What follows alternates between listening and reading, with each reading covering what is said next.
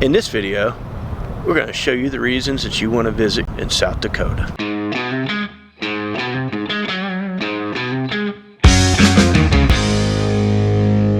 Hey you guys! Thanks for joining us on another journey. Today, we're in South Dakota. If you're new to the channel, this is April, and I'm Wayne. We do a video every Thursday, so hit that subscribe button and smash that bell. So sit back, relax, and enjoy the journey.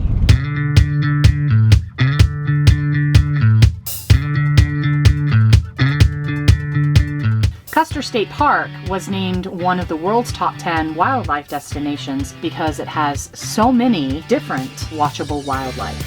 The wildlife are amazing. It's a mini Yellowstone without the traffic. And without all the geysers and Yeah, but animal-wise. Animal-wise. Yeah. In addition to bison and the donkeys. Donkey! You might also see elk, or prairie dogs, coyotes, or eagles, hawks, or white-tailed deer. Walking right down the middle of the road like he owns it. You have a 2,000-pound head, you can do whatever you want. Pro tip, do not try to pet the fluffy cows on the Custer State Park Wildlife Loop. Big giant heads, the size of a car. Seriously though, the bison are surprisingly fast and dangerous. Keep your distance. The amount of force that these creatures have is insane. If you check out the card above to the Sturgis video, we actually show them headbutting each other.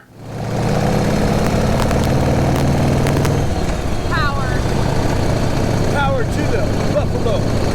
Yeah.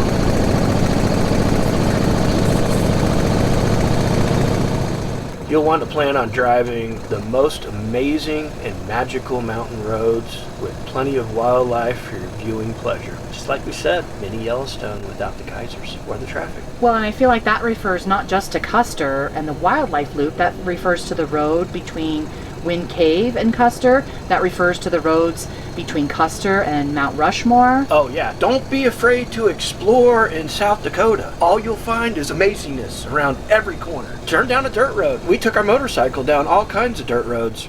The Black Hills of South Dakota are surprisingly awesome. Oh, amazing. We never tire of them. Absolutely don't. Custer State Park, the Wind Cave National Park. Had no idea that this was a national park. Subscribe and hit that bell to stay tuned for that video on Wind Cave. When you're driving through Custer State Park Wildlife Loop, you're going to want to keep a speed of 25 miles an hour or less. You've got to watch out for animals. You've got to watch out for people stopping to gawk at animals. And plus, who wants to rush through that? It's beautiful prairie and rolling hills, and take your time and enjoy the journey. Anyway, we're out in the plains of South Dakota at Custer State Park. We got ourselves a herd of buffalo.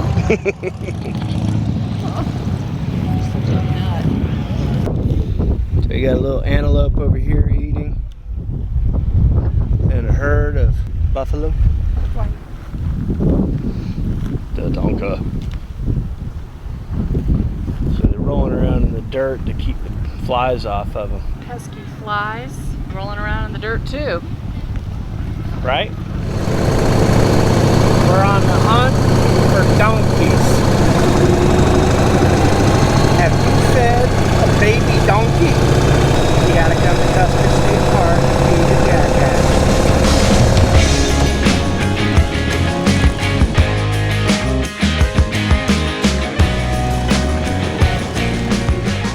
Have you guys ever had the opportunity to play with wild donkeys?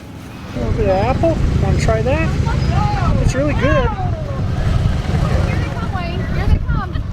Okay. Help! Wayne, give me. Hey, you can't have the whole thing. You gotta take half. No, they...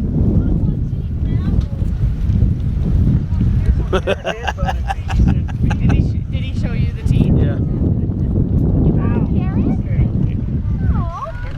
Oh. In Custer, there's a little grocery store called Lynn's Dakota Mart. Stop in there, grab some carrots, grab an apple, and you'll be able to feed the donkeys. Keep in mind though, when you are feeding the donkeys, that they are technically wild, and you need to be cautious and aware of the risks. Yeah, they get a little bit rough with you if you don't give them enough. Well, we had one that was particularly greedy, and he gave us each a hard head nudge. There you go. Hey, don't you do that to me. Did he get you too? Yeah, he hit me in the butt. Yeah. He's greedy. I've been feeding you nonstop. Bite it. Bite it. There you go. Though the burros, or donkeys, are not a native species, they have roamed Custer State Park for the past 100 years. They were first used as pack animals to take visitors to the top of Black Elk Peak, and since they've been released into the park, as descendants of this herd, the burros have continued to reproduce and retain their presence. And the babies are so cute. Yes. Animal, look at him. Oh yeah. There you are. You want to go? You pig. Okay. Okay. Yes. These are called wild donkeys. I know. Aren't you? Well, yeah, you're really wild, aren't you? What do you think about donkey feeding? It's fun. It is. Except Mr. Greedy Greederson over there who ran There's to always me in one. my ribs. There's always one greedy donkey. He's a jackass. Yeah, that's What why they're he is. jackasses. He's like a joke. My food. Don't eat my food. Joey don't share food.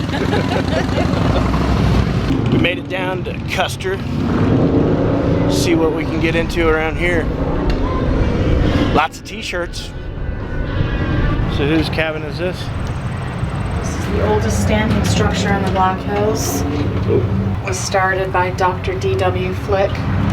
General George Crook and troops were stationed in the Black Hills to keep prospectors out because this was Indian land. The army was ordered to burn wagons and outfits and remove gold seekers from the hills. In spite of all efforts to keep miners from entering the hills, in less than a year from the time gold was discovered by members of Custer Expedition, many had come to French Creek and were busy prospecting in all directions. Orders came that all miners in the area would be escorted out by General Crook by August 10th, 1875. Much later, this cabin was weatherboarded and made into a dwelling with a lean-to. Sometime over the years, the cabin was lost. Later, it was found when someone removed the weatherboards when wrecking the building in 1923.